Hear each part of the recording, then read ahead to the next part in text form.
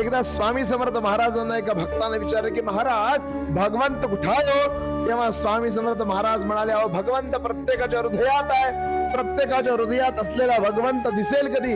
महाराज म्हणाले, अहो लक्षात घ्या, प्रत्येक माणसाच्या हृदयामध्ये भगवंत आहे, फक्त प्रॉब्लेम एवढाच आहे की त्या भगवंताला मोठं बंद दार आहे आणि त्या दारावर एक भलं मोठं कुलूप आहे आणि त्या कुलपाचं नाव म्हणजे षड्रिपू आहे.